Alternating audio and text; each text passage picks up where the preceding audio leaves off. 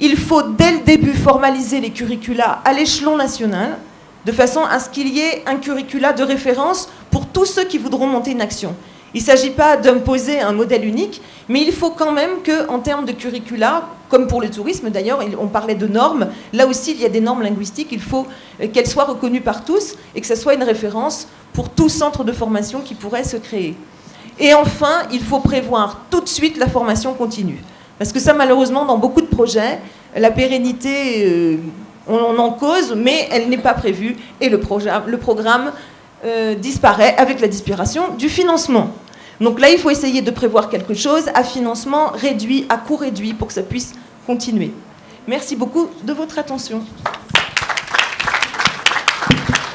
Nous tenons donc à remercier les trois intervenants, justement, de la communication. C'est un exposé clair, je crois, intéressante aussi intéressante qu'instructive. Avec les études de cas, je crois que c'est... Bon, merci. Des remarques, des observations? Je voudrais juste répondre sur la dernière phrase que vous avez dit tout à l'heure, d'inclure en fait toutes les parties prenantes du secteur tourisme. Moi, je suis tour opérateur et je peux vous apporter un témoignage qui a été donc vécu par notre agence dans une destination finale où nos clients anglophones ont dit carrément que la destination est unfriendly, tout simplement parce qu'ils ne pouvaient pas communiquer avec le personnel de l'hôtel. Ils ont dit, vous avez de très beaux paysages et tout le reste, mais il y a un problème grave de communication avec le personnel de l'hôtellerie. Alors que le soir, quand ils reviennent de la brousse, etc., quand ils vont s'asseoir au bar, au salon, etc., ils veulent parler avec le barman. Et là, impossible de communiquer. C'est aussi valable autant pour le français que l'anglais, hein, mais pour vous dire donc l'importance de ça. Et il y a des choses que nous vivons, donc nous, au niveau des tours opératives, que nous pourrons très bien donc apporter au niveau de la filière formation pour qu'il y ait vraiment une adéquation formation-emploi, je dirais, et puis on ne reviendra plus sur ce problème. En tout cas, merci pour vos témoignages qui est très, très, très parlant, je dirais, par rapport à ce problème. Merci. Merci, Madame Mado. D'autres commentaires? D'autres remarques? Oui, un monsieur. Oui, Naudet. Oui. Bonjour, Philippe Frappa, responsable d'un tour opérateur aussi à Tana. Donc, je vais avoir une question un peu provocatrice. Je suis français, j'adore ma langue, mais est-ce que vouloir promouvoir à tout prix le français, c'est pas un combat un peu d'arrière-garde?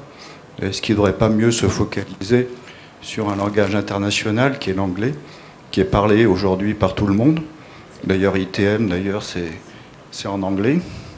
Donc, et ça permettrait peut-être, en se focalisant sur une seule langue, l'anglais qui est aujourd'hui la langue internationalement reconnue, de pouvoir mieux se focaliser en termes de formation et sur une langue qui est comprise et qui sera comprise plus tard par quasiment tout le monde, y compris les Français. Merci. Écoutez, je pense que déjà, premièrement, je suis française. Il m'est difficile de faire la promotion de l'anglais, qui n'a d'ailleurs pas besoin de moi pour être promu. Mais mon mari est professeur d'anglais, donc je vous rassure, il n'y a pas de problème. Mais je pense... De toute façon, vous voyez, l'exemple sud-africain et l'exemple du Kenya, c'est précisément des pays anglophones qui recevaient des touristes qui ne parlent pas l'anglais. Et qui ne parlent pas swahili, et qui ne parlent pas beaucoup de langues d'ailleurs. Et qui ont envie de parler français, parce que soit ils sont français, soit également vous avez des touristes qui viennent d'autres pays, c'est peut-être le Canada, vous savez que les Canadiens sont très attachés à la langue française et à la promotion de la langue française, les Québécois. Et vous avez aussi des touristes qui viennent d'Afrique francophone. J'ai été en poste récemment en Afrique, au ministère de l'Éducation sénégalais. Et les Sénégalais, vous savez ce qu'ils disaient toute la journée, ce que le ministre sénégalais disait toute la journée, mais pourquoi vous, les Français, vous ne défendez plus votre langue? Nous ne sommes plus les seuls, nous, en Afrique, à défendre le français. Donc, effectivement, je dois reconnaître que c'est quelque chose tout de même qui m'a touchée. Enfin, il y avait aussi, bien sûr, des touristes aussi italiens, espagnols, peuvent parfois souhaiter plus parler le français que l'anglais. Mais de toute façon, tout ça est un faux débat. Je pense que, comme je l'ai dit pour l'Afrique du Sud, je ne vois pas pourquoi on ne maîtriserait pas. Déjà, à Madagascar, les gens sont souvent bien plus multilingues que ne le sont les Français.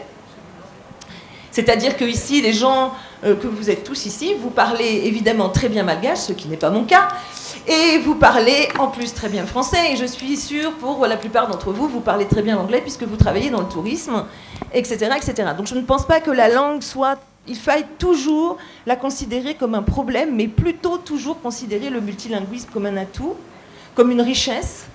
Et si on veut promouvoir aussi le malgache, la langue malgache, l'intérêt aussi de susciter chez les touristes l'apprentissage même d'un malgache rudimentaire, c'est peut-être en étant tout simplement clair avec sa propre langue, je pense. Je ne sais pas, c'est une question tellement susceptible de déchaîner les polémiques qu'il vaudrait peut-être mieux interroger des malgaches eux-mêmes. Juste peut-être aussi pour le choix. Pourquoi le choix du référent qui vient de la Réunion? Tout simplement parce que on a 60% de notre clientèle actuellement qui sont encore des Français, d'une part. D'autre part, ici, il y a le réseau des alliances françaises qui ont mis en place donc, le français du tourisme. Donc on va vers cette valorisation de ce qui existe déjà pour un partenariat qui soit efficace et pérenne, tout simplement. Voilà. Sinon, effectivement, le monde du tourisme doit s'ouvrir aussi à l'anglais. Voilà, merci. Merci Madame Isabelle. J'invite justement aux intervenants, en fin de compte, d'être brefs, concis dans leur intervention. Merci.